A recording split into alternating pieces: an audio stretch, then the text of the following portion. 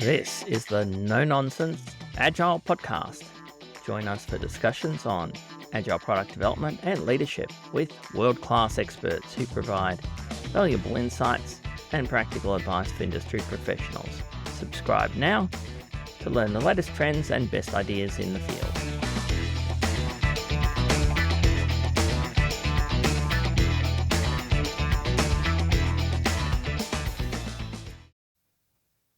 In this episode, we talk to Arnold Stroobach about the Buurtzorg organization, which decentralizes management and administration to small, cross-functional, self-managed teams that deliver in-home medical care. Buurtzorg is the Netherlands' largest provider of home care, with 16,000 clinical staff in more than 1,500 local self-managing teams, supported by only 50 admin people and 45 coaches at the company's headquarters. Buurtzorg's model allows the organisation to deliver healthcare at 40% less than traditional service providers, with much better health outcomes and client satisfaction. Arnold explains Buurtzorg's origins, methods and success, their team structure, responsibilities and roles, and the potential for other organisations to decentralize management to deliver services much more efficiently and effectively at scale. Welcome to the No Nonsense Agile Podcast. I'm Shane Gibson. And I'm Murray Robinson. And I'm Arnold Stroobach. Hi, Arnold. Thanks for coming on today. Thank you for having me. We want to talk to you about Buurtzorg, which is a famous nursing organisation from the Netherlands, which has almost no managers. Yeah. Could I get you to introduce yourself to our audience to start with? My name is Arnold Stroobach. I'm originally from the Netherlands. After medical school, I specialized in medical informatics, which is technology applied into medicine. I have been working in that field till about 2004. In 2005, I started working in Australia as a CEO of technology parks in Perth, helped with startup companies, biomedical funds, international connections. And from 2008 to 2018, I was the Dutch consul to West Australia, helping with economic development between two countries. At the end of it, I was involved in Buurtzorg from the perspective of Australia. So the NDIS organization and the Royal Commission went to the Netherlands to visit Buurtzorg. And the Buurtzorg model is based on another Dutch model from the organization BSO that started in 70s, 80s and 90s. And that was the first company I worked for. So for me, it was homecoming. I knowing the model. Arnold talks about BSO a number of times in this interview, and we didn't really ask him what it was, but I think it's relevant. So I'll just read you what Corporate Rebels has to say about it. BSO Origin was founded in 1973 in the Netherlands by Eckhard Winston as an IT company. In the 20 years that followed, the company grew to employ around 10,000 people across 75 cities in 20 different countries.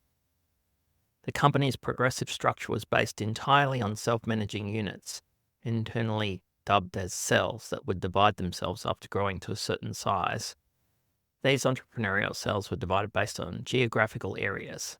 There was almost no headquarters nor people serving in staff functions.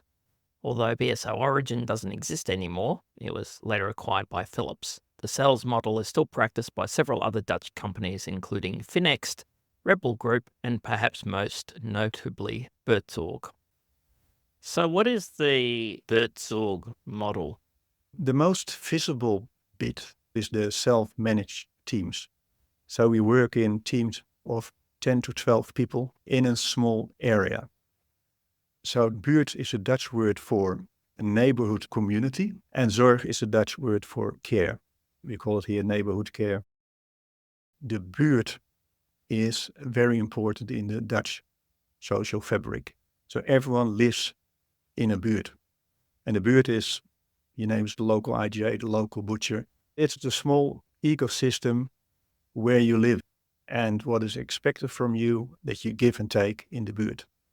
That is expected from you that you put in an effort to get to know your neighbors, to help assist whatever you can with each other. And so if I go to the IGA and I know there's an elderly person living across my home, I ring the bell and say, right, I go to the IGA, can I get you something? It sounds a bit la la land, but it's still happening in Holland. So when Buurtzorg started, immediately everyone understood they stood for the care in your neighborhood, your small ecosystem. And that's the whole basic idea. So to keep it small, keep it simple is one of the slogans of Buurtzorg. A small team in a small area. So the area knows the team and the team knows the area.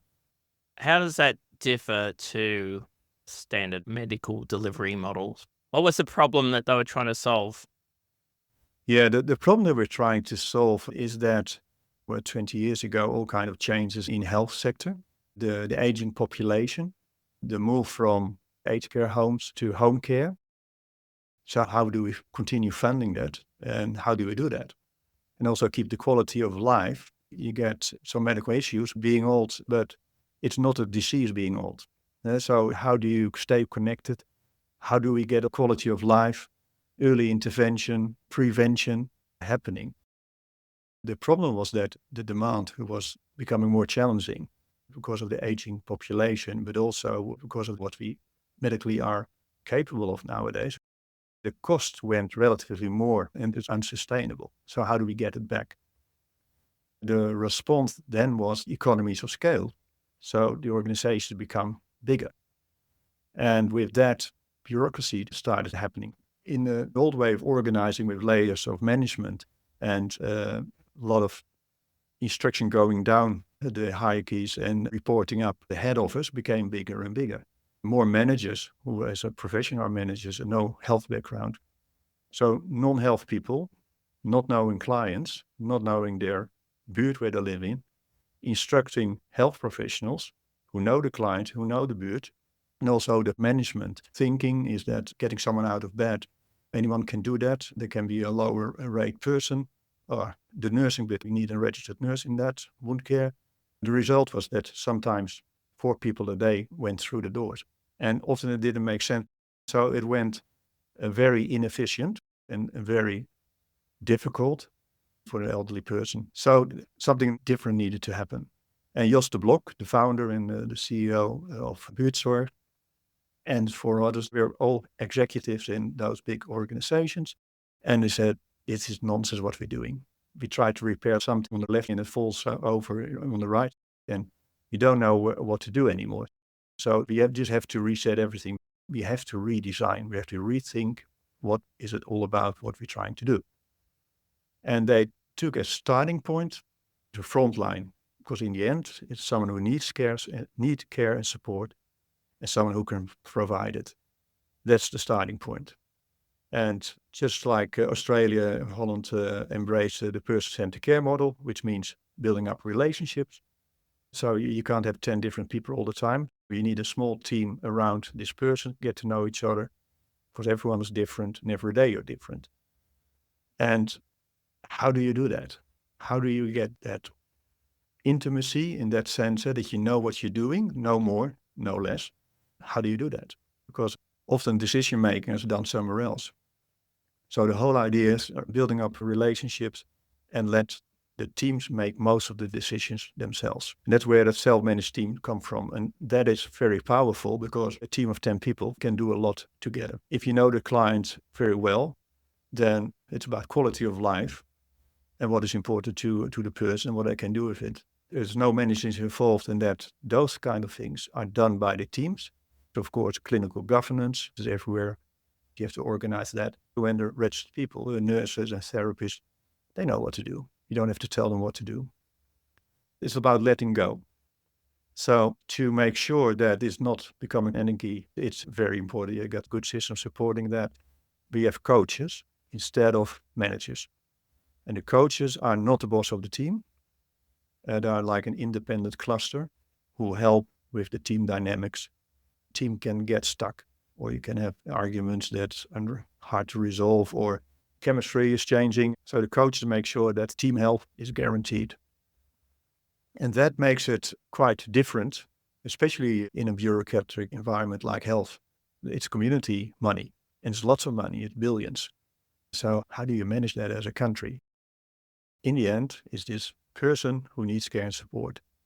How do you make sure that the dollar that's meant for that person is mostly spent with the person and not in admin. At the same time, keeping it safe, do the right thing, and there's quality and there is control about the processes. And that became the Buurtzorg model. So I just want to understand the scope of what happened in the Netherlands. Yeah. When you first started, I thought we were talking about an hospital or an organization. And then as you talked, I got the impression we're talking about a system or a model for the entire health system in the Netherlands rather than just for an individual hospital. Is that right? It's more for the home care side of things. The hospitals are the second line of health. It's a very complex place. Community care is different. Home care is happening in the place where the person lives. And that is the movement to make it sustainable, to do as much as you can where the people live. Hospital is very expensive, very complicated, also a dangerous place. So it's an intervention place. You go in and magic happens and then you go out as quickly as possible and then the aftercare starts. The first line is the GPs, but also nursing, the district nurse. But the shift to get as much as done in the home or in the community, that is important because that makes the systems sustainable, but also that is what people want. For quality of life, it's just way better than being in a hospital. But it's aged care across the entire Netherlands is what it's managing, right? Yeah, it became so successful in a very short time because the government got interested in it. In Holland, health is different organized. There's a lot of outcome measures everywhere. So the government could see things changing. So why is it changing? And it was every time to do with a Buurtzorg organization. They did more trials and KPMG report, and it became 40% cheaper. And that was a very interesting phenomenon. So why is it cheaper? And one of the things is you cut out all this middle stuff and let professionals do what they're good at. And no more, no less. In the European Union, you have PROM and PREM, patient-recorded outcome measures and patient-recorded experience measures. It's compulsory, so you have to do that. And if you look at the outcomes, they were really superior, but also the client satisfaction was always like 93, 94%. No one had that. And where's it coming from? And so great outcomes, how people wanted it, 40% cheaper. That's a dream for any politician. So when that happened, more organizations were interested. So how do we do that? How do you get this outcome? And so politics jumped on it and they started spreading that model. And so Buurtzorg helped other organizations who were interested to organize it like that. And nowadays it's the default model for home care. Okay, and it's a decentralized model. So we have, self-managed teams of 10 to 12 people that have a geographic boundary around a neighborhood and they're caring for that neighborhood. They're empowered, self-sufficient, rather than bureaucracy that tells them what to do. There's a support system to help them do the right things. So a decentralized model for all aged care across all of the Netherlands. Exactly. So what proportion of the aged care community market has Buurtzorg got now in Netherlands? About 2/3. It's massive. It's 16,000 frontline people, and they're nurses and therapists and some support work. There are more than 1,000 teams. The population in Holland is 18 million, so a little bit smaller than Australia. The size is smaller than Tasmania. So it's a big proportion of the market. And so you see also the growth plateauing because I think 70% of all the professionals working in home care are working nowadays for Buurtzorg. So it's very hard to grow, but it's still growing. How much of the success do you think is based on the culture of the Netherlands? That culture of community responsibility? It's a good fit for our culture. For Holland, the default model is a flat model. The governments and the big institutions, they have still a traditional hierarchical model with layers of management. But most of the organization are quite flat, with a lot of responsibility and very dynamic. Everyone works in a team, and if another team member comes in, then that will change your job. So the agility has been there for quite a while. That way of working is not strange. BSO started in 1978, and they had cells were a bit bigger, maximum 30, 35 people. And if the cell had to become bigger, then they did cell splitting, like biology, and became 2 cells. And so that company was quite quickly 12,000 people. And if you did MBA in Holland, one of the organization models always the BSO model. Nowadays is the Buurtzorg model. What Buurtzorg did, taking the base of the model and make it more modern and more extreme. So from 35 to 10 to 12 people, more catered to health, even more liberty and freedom to operate and more responsibility. And so it's just a step up again on that model. But it's quite common in Holland. So that helped too. How does the funding model work for services? Because traditionally in Australia, America, and in England, the government sets a price for a service to be delivered, such as getting somebody out of bed. We'll pay $80 for that.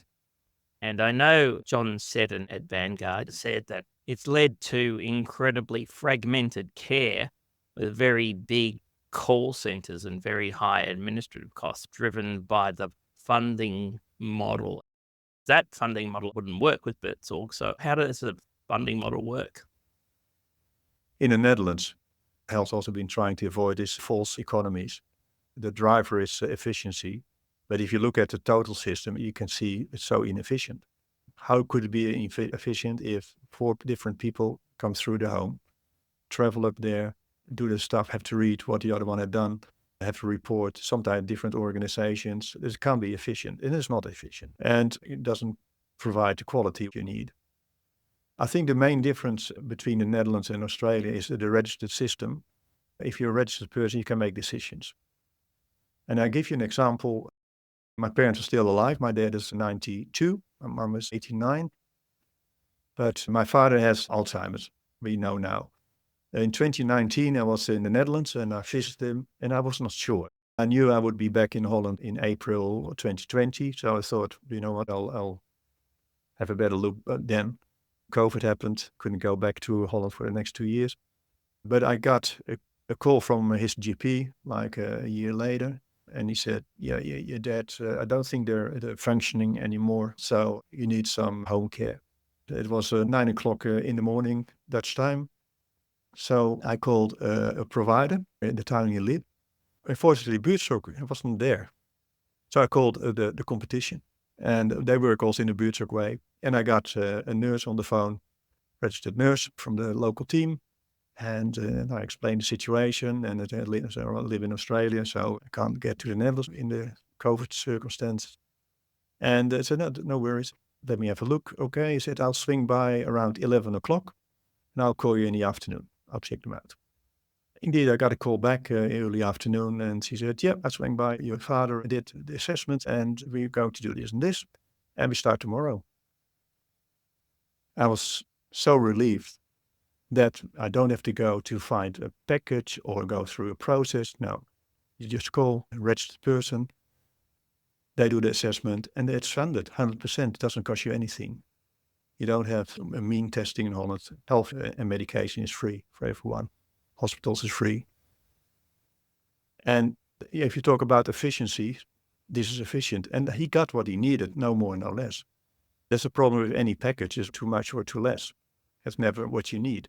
And also, my father sometimes had good days and sometimes he had bad days. In the bad days, he needed more than the good days. Sometimes a nurse came in and after 5 minutes, he thought, no, all good, I'm out of here. And so that's it. And that's the power of that system to use to register people. It's their registration. They have to keep it alive. They have to do the right thing. They have to explain themselves. It's not an organization's responsibility. And they're busy. They're not going to drink coffee for 2 hours because they can. They can't. They don't want that. They're in that profession for a reason. And that's also where the trust comes from. And government also have to let go. And they did. And that worked out fine. And it has good results, better results. And it became more efficient and more cost effective.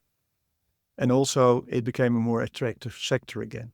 What happened in the beginning when these organizations became bigger and head offices started instructing professionals that didn't make sense. They thinking, why am I doing this? I'm out of here. I can spend my life in a better way. Universities couldn't get students anymore. You saw it spiraling down within 10 years, went very quickly. And when they started introducing these concepts, you saw it spiraling up again. So it's a good profession to be in health. You're a master of your own destiny. You can really contribute to the society and to the community.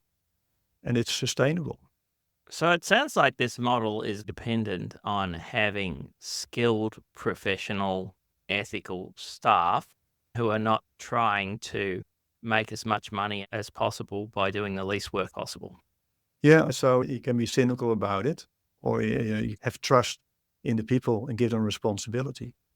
The experience I have with Buurtzorg is that you get used to the responsibility and feel responsible for the mistakes, but also feel responsible for the great things they do. Working in a real team, like a sporting team, you can really have person-centered care. You have this team effect with each other, almost running your team like a little business. You keep each other honest. Your team members are relying on you. Your clients rely on you. You feel that and you can make a difference. And you can see the difference if you do something good. And you see the difference if you do something stupid. One of the hardest things from letting go is that the teams will make decisions. And therefore they will make sometimes wrong decisions, like we all do. We all make wrong decisions. If the organization comes after you like a ton of bricks and slaps you around the face because you made a mistake, you never make a decision in your life anymore. And so these are the moments something is not right or something went wrong. It's just about how do we fix it? Can you fix it, the person who was involved, or can we fix it with the team, or does the coach be involved? Does the back office be involved? Do I need to be involved? Doesn't matter. It's not finger pointing who done it. The team have to go through that process a couple of times, and then they start thinking, all right, I can do things. And if it goes wrong, it's not the end of my career. Yeah, so you see a lot of transparency and openness. We have a very low threshold of incident management reporting. Just what you have to think, just report it. Just put it in the system. So you get that early intervention. You get a lot of prevention. I think if you go in and out and just do your thing for your paycheck and off you go, and perhaps you see the client never again, I think you introduce things that may not be the right thing to do. Especially in home care. If I'm the client and the doorbell rings and I open the door, I'll try to imagine, who do I want to be at the other side of the door? Is it someone I've never seen before? Probably I won't see him again. He's not happy working in the sector. He's not happy working for the organization. Doesn't know me. Is just there for the paycheck? Or is it someone, oh, I know exactly who you are, but you've been here all the time. I know you love working in the sector. I know you love your work. We can get along very well. And I just know it's going to be a good day. So how do I get number two? I don't want a number one. I want number two. And that is important for the quality of life. We're not selling bicycles or something. We're in human services. The product is dealing with two humans. So do the teams manage their own economics and resource allocation and prioritization? Yep. So they plan their own work. They find their own clients. They find their own team members. Back office supports that. The coaches support that too. They see from a dashboard how they're faring. And so the parameters are billable hours. You need a percentage to be sustainable. The team manage themselves and they see the consequence of their choices. It's almost like running your own little shop together while you're being employed. We don't contractors, we don't use agency, everyone is employed.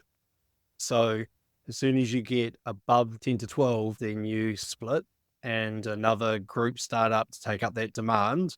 And then you carry on and you can see where a group of 12 aren't delivering the same value as everybody else. And then it raises the question for the coach of why is that group not operating at the same level as the rest? What do we need to change for them to be as efficient, as effective as providing the outcome of value that everybody else is? Because we can see across 1,000 different cells where the outliers are and go investigate why. So it becomes self-organizing, self-forming, self-monitoring when you get to that scale. Exactly. Yeah. How do you measure those outcomes? It's a classification system everyone uses. The default one is Omaha. It's American. It's from the 70s. And that is like a taxonomy. So that is helping very much with the whole comparison side of things, and you can see why some things are different in other things, and you can deep dive in that. So that's part of it. Prom is also standard. In Australia, we don't have that. We don't have that taxonomy. We don't have an Omaha-like system. So our outcome measures is our own way how we do stuff. We do the client surveys and we do the staff surveys to find ways to compare it. At the moment, we do mainly NDIS. We just started in aged care in Australia because NDIS expressed their interest into the model. So we don't know about the aged care yet, how that's going, because it just started. NDIS works with packages and goals and things. It's harder to measure in an overall system that don't have any infrastructure for that. How do you deal with people who are inexperienced, like graduates coming in? They don't have the same level of skills and competencies as the others. Yeah, we don't have many of those at the moment. We have now a student OT, first year, working as a support worker, not as an OT, but they blend in very quickly. And for a minimum of a certificate 3 for support work. And for the allied health, we have the more experienced people. So we don't have a real graduation program yet. We're quite young and quite small still in Australia. So we have 2.5 teams here in West Australia and 2 teams in Queensland. So we have relatively always have people with at least some experience and qualifications. How does Buurtzorg deal with people who are performing poorly, not because they're inexperienced, but they're taking advantage? Yeah, the teams are dealing with those kind of things very quickly. It's like a sporting team. Becoming a real team, you go through the highs and lows together and stick with each other and have feedback mechanisms. And so the only way to become a team is to speak your mind and even confront people. In sport, that is common in Australia. In the workplace, it's not. So we have a training like giving feedback, and it's not a personal attack. And that's about trust again, and that will have to grow. And so you don't become a team in 6 months' time. That takes time to have that culture of giving each other feedback. And I think talking about early intervention with clients, you also have early intervention within the team. You think something is not right. Every fortnight, every team have a team meeting. And one of the points always on the agenda is team health. How are we going? Are there some concerns? You can say, all right, yeah, I don't think we're very good at the moment, or I think we need some improvement and we need to talk about it. If you bring people closer to each other, a lot of things goes well automatically. The early intervention and keep it discussable is so important. And keeping it on the agenda every time. How are we going? How's team health? And you can see sometimes people get a bit quiet. Sometimes I'm also part of a team meeting and just come in, not too much. But you can see it, that something is not right. Everyone sees that. And then that is actioned. People don't take it, don't let it go. And a coach is very important for the team dynamics to pick it up. The coach has to be careful because they're not the boss. So you try to avoid, if something goes wrong, you throw it to HR or you throw it to a manager or you throw it to a coach. We don't have managers. Our HR is very limited. And the coach has to be an independent agent. But if the team doesn't want to, then it's getting very hard. Compared with a sporting team, it's discussed and it's handled. So far, so good. So I'm assuming the coach stays with the team on a permanent basis. A coach has up to 45 teams. So even they want to manage it, they can't. It's too many. So new teams often need more coaching. Very experienced teams need less coaching. So in the Netherlands, I think there are about 27 coaches, over 1,000 teams. So it's working very well. And the good thing is that you have so many teams to coach with that you have this bit of a distance too. And they're not part of the team. It's very important that they stay independent and they can suggest to the team, and the team can say, no, we'll still do it the other way. So the decisions are always made by the teams, and the coach can assist or help. The team can also ask the coach to come along.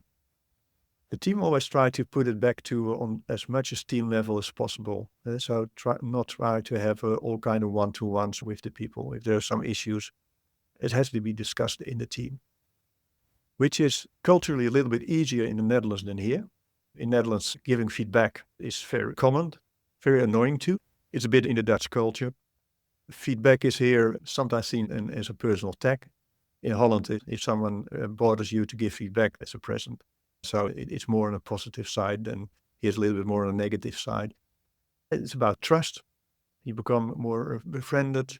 You don't do it personally, or it is not on the person, but it's for the common good of the team. And it is scary to give someone feedback because you don't know what the response will be.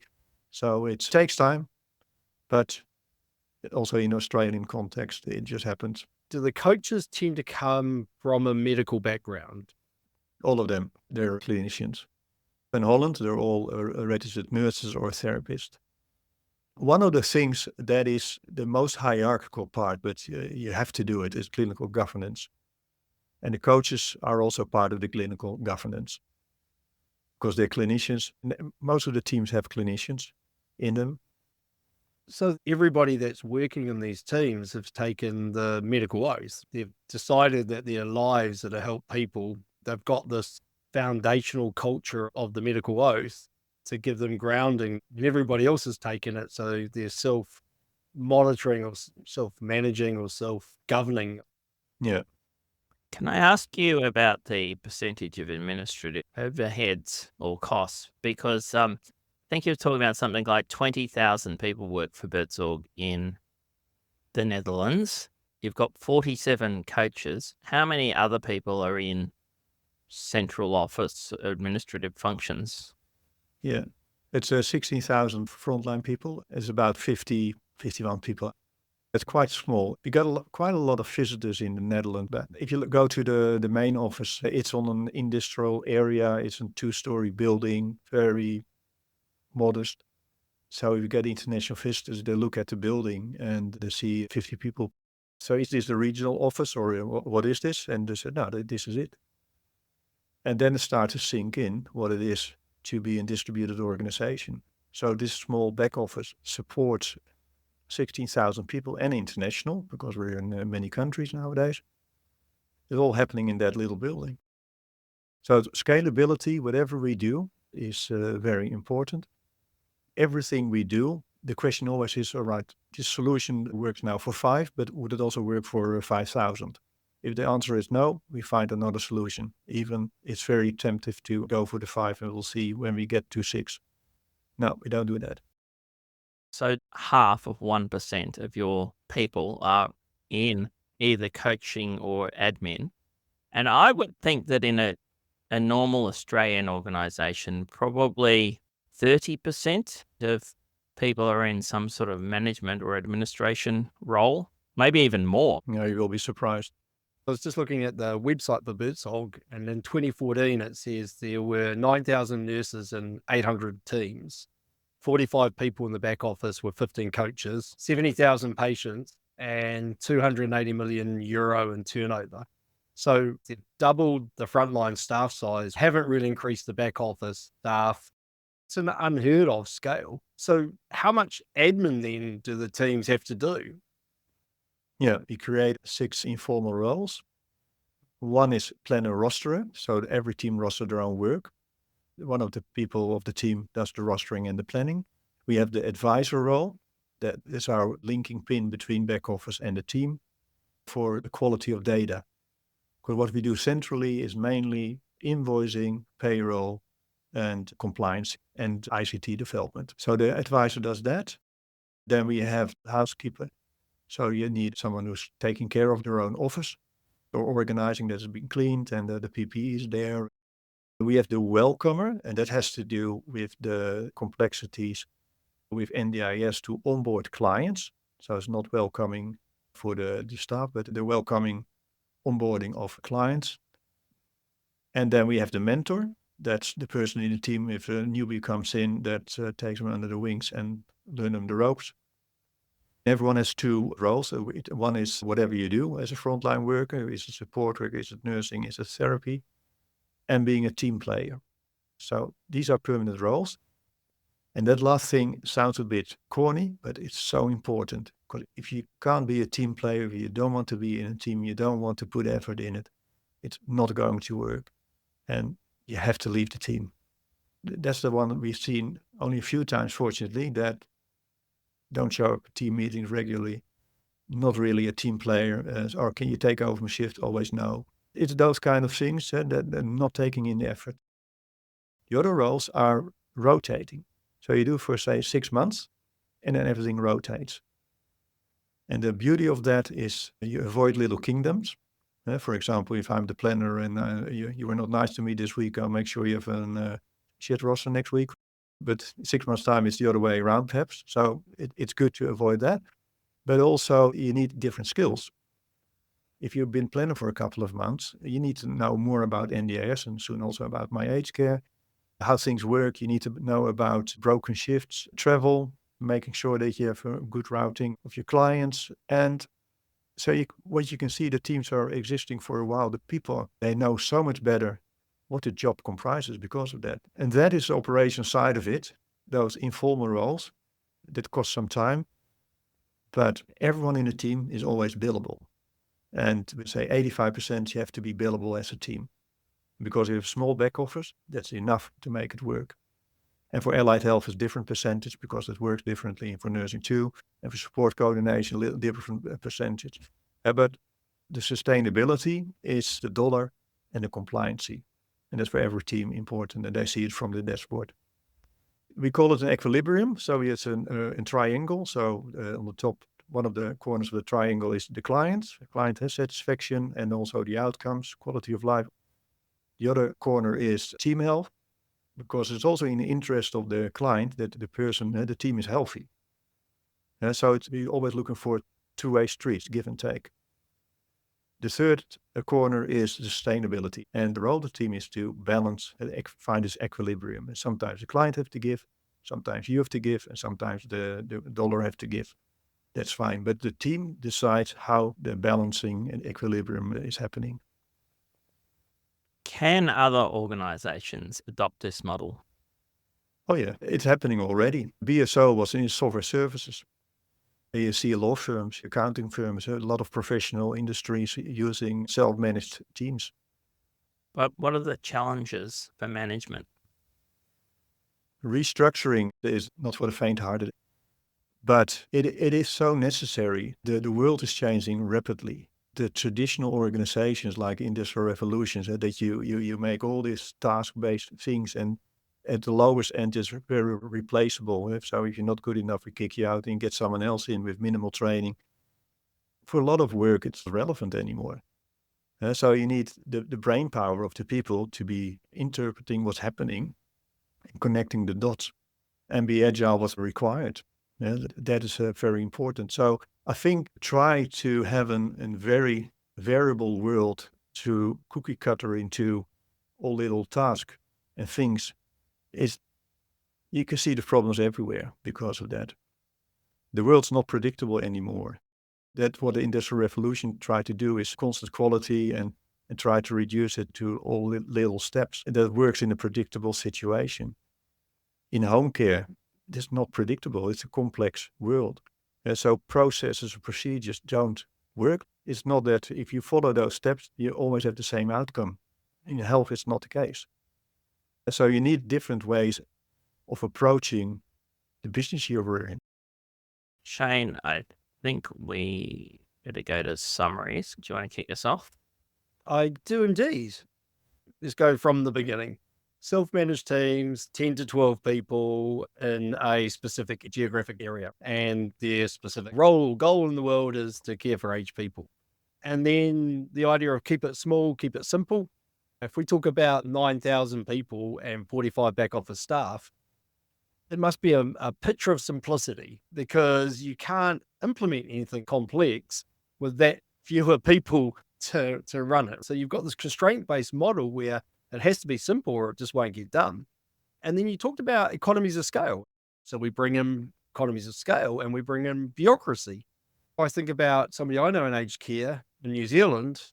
It's dominated by big private companies. And if you think about the way people in retirement homes are fed, it's economies of scale. They make it off site and they ship it to the site rather than having a small group of people serve their community. And so what happens is we get bureaucracy. We get other people deciding what the food is. We get other people deciding when it's going to get delivered. Never delivered on time because there's always a problem. So the system breaks down.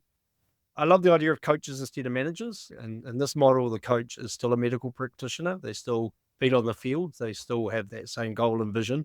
I'm intrigued by how many teams they're coaching because that builds a constraint-based model where they don't become a delivery manager because they just don't have time. So with that simplicity, we have to remove waste out of the system. And then you talked about this idea of adopting useful patterns, this idea that when everybody sees this working, everybody else is jumping on and going, how do you deliver it at that cost? How do you deliver it at that efficiency ratio? How do you deliver it at that margin or profitability or that success? And everybody wants to adopt it because it just makes sense. In New Zealand, our culture of government is bureaucracy, hierarchy. I'd hate to find out how many people in our care organizations and government are frontline staff versus back-end office workers. And then how do we scale? We just split the teams and we just keep doing that. And if we're going to design something, it has to be able to handle 5,000 people, not 5, because we know we're going to split. And then the other one you talked about is reforming the team. So when a new set of skills come into the team, naturally reform to say where these skills fit. Not what's the role, how do we adapt the team so that the work still gets done with it and we leverage that new skill. And then I'm really intrigued about the rotation of informal roles. So you talked about planner, advisor, back office, liaison, office, housekeeper, the welcome, the onboarding of clients, the mentor for any newbies that come in. You naturally are a frontline worker and a team player and 85% billable. So this idea that you have a primary set of things you do in the team and then a secondary thing, but everybody does them. But it's not like the old hierarchical organization where one poor person gets left cleaning the kitchen because nobody puts their dishes in the dishwasher. By rotating it and by making sure everybody has those informal roles, there's a sense of equilibrium and balance you talked about. I can see how high-performing teams adopt those patterns. But I can also see, especially in health, how very few organizations or countries do. Murray, what do you got? What you're talking about, Arnold, is very much the same thing we've been talking about in the agile software development community for the last 30 years, but it's all been bastardized by deeply hierarchical management who've taken these ideas, implemented them, and turned them into a form of micromanagement. So the problem comes back to leadership. I'm convinced that leadership drives culture. And the reason why you're not going to get much competition and you're going to succeed is because there's very few leaders who will willingly give up all of their power and hierarchy to implement this model. I think that there are areas and times in larger organizations where you have enlightened leadership who would be able to implement this, but it goes very strongly against the basic assumptions of most managers I've ever worked with. Yeah, maybe it's a new generation. I have my hopes up in that regard. The first thing we hear if you go to another country, oh, it may work in the Netherlands, it won't work here. And guess what? In the end, we're all humans and we like to freedom to operate. We like responsibility if we can. For most of the people, bear the responsibility with a big driver. If they can control their life in a better way. No one's like to be a minion. And I see more and more leaders, and especially the younger generation, they're open to other ways. I would hope so. I see lots of people using the words. I don't see many people carrying out the actions. Yeah. What are 3 books that you would recommend people read to understand this model? So Frederic Laloux, Reinventing Organizations, is quite a famous one. That is a great book. The Starfish and the Spider, that is quite a small book from Beckström and someone else about distributed organizations. All right. And now, how can people contact you to provide consulting and training, or are you just highly focused in the medical sector, or what? So Buurtzorg Australia, it has 2 arms. The care provider arm, we translate it to neighborhood care for clients. So for a client side, aged care, disability care, we also do have Medicare, and we have the accident side of things in Western Australia. The consulting advisory arm, it is about the model itself. We do keynote speaking. I got support from people from the Netherlands. Jos de Blokker comes sometimes over. We do workshops, we have trainings. We do also transition programs. If you're interested to transition your organization or part of your organization into a Buurtzorg way of working, go to the website buurtzorg.com.au or arnold@buurtzorg.com.au. We have a 1-800 number you can call. It's all on the website. And we have a nice partner network here in Australia. We have some partners in Sydney and also people flying in from all over the place. Excellent. Well, thank you very much for coming on. Yeah, it was a very pleasure to be here. Thank you for having me. That was the No Nonsense Agile podcast from Murray Robinson and Shane Gibson. If you'd like help to create high-value digital products and services, contact Murray at evolve.co. That's evolve with a 0. Thanks for listening.